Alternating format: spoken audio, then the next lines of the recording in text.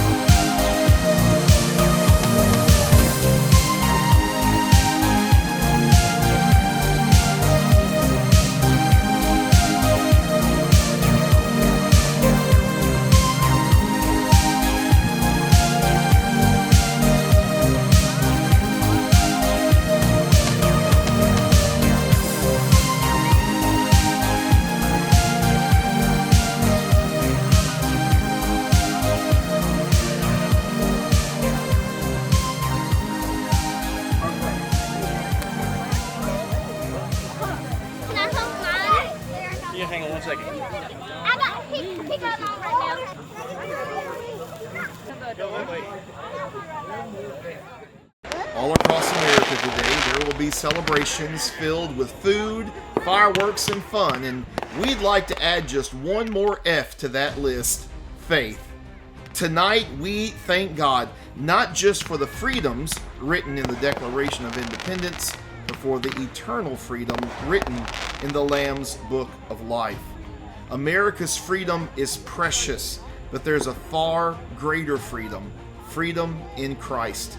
That's a freedom that no nation can give and no government can take away. Galatians chapter 5 verse 1 says, "For freedom Christ has set us free. Stand firm, therefore, and do not submit again to a yoke of slavery." As Americans, we're deeply aware that the freedom we have today, well, it was not free.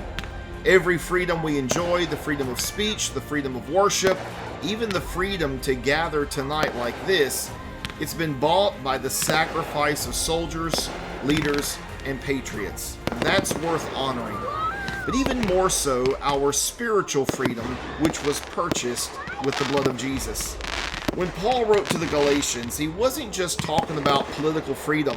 He was talking about a freedom from sin, guilt, condemnation, and freedom from eternal death. That's a freedom that only God can give.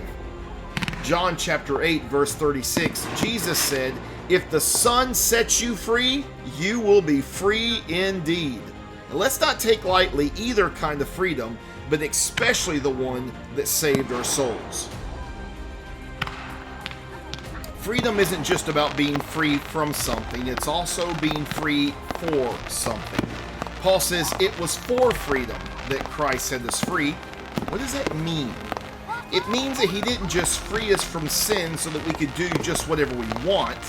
He freed us so we could become who we were created to be, children of God, living for his glory, walking in his truth, and serving others. Paul continued in Galatians chapter 5, verse 13.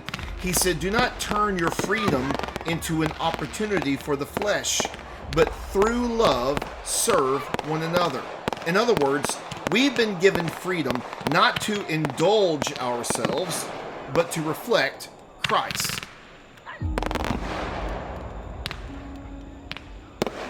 Both as Americans and as Christians, freedom comes with responsibility. America thrives when her citizens live with integrity, care for their neighbors, and protect the freedoms of others. The church thrives the same way when we walk in holiness, when we love each other, and when we live as light in a dark world. Paul urges believers to stand firm in their freedom. That means don't drift back into old sins, old mindsets, or the spiritual slavery that Jesus rescued you from. We honor our country today by being good citizens. We honor our Savior by living as free people who follow after Him. So tonight, as you hear the fireworks, as you see the red, white, and blue, remember that there was a cross that was raised before any flag, and a king who reigns before any president. So let's thank God for the United States of America. Let's pray for our leaders, and let's live in such a way that others see in us a freedom deeper than politics, but rooted in the gospel of Jesus Christ. Let's pray. Father, tonight we thank you for the blessings of liberty and the gift of salvation. We praise you for the freedom we enjoy in this land, and even more for the freedom purchased by Jesus. Help us to walk in that freedom daily, standing firm in truth, loving each other, and living lives that honor you. In Jesus' holy name we pray. Amen. We would like to thank MaxKOMusic.com for the background tracks. If you don't already have a church home, we invite you to join us on Sunday mornings at 10 a.m. as we gather to worship Jesus. McGehee Christian Center is a place where faith is alive, people are loved, and worship is heartfelt. Well, we're just a church that feels like home. We also invite you to join us on Facebook and YouTube. Just search McGehee Christian Center and follow us there. It's truly an honor to have you with us tonight. God bless you all, and enjoy the show.